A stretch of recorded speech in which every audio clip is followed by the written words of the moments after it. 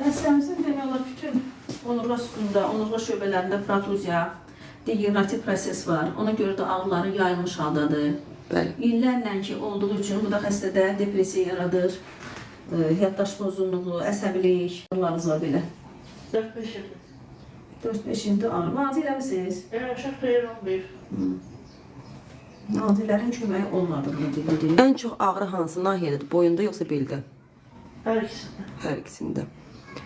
Oturanda, duranda ağrı olur beldə. Bəli, ən çox boynumda olur. Ən çox boynunuzu. Boynunuzu tərpədə bilirsiniz sağa sola. Təbii bilmirdim, müalicədən sonra Müalicədən sonra tərpədə bilirsiniz. Bu neçinci prosedurdur doktor? ikinci.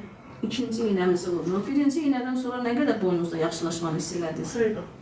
Allah canını sağ olsun. Çox gözəl. Qeyd edim ki, işlətdiyimiz preparatların hamısı təbii tərkiblidir. Bəli. İçində nə antibiotikdir, nə ağrı kəsicidir. Təbii tərkiblidir. Beyin qan dövranını bərpa edən, boyunda spazmı götürən. Bunlar limon qabığı kimi alınır. Fikir verirsiniz, nətərdir limon qabığı? Bəli. Bu asidozun çox olduğunu göstərir. Ona görə xəstəmizə drenaj yazmışıq ki, bu mühiti biz normallaşdıraq. Tuş mühit çox olanda da təkcə əzələnin siniri sıxmır ki, eyni zamanda damarları da sıxır.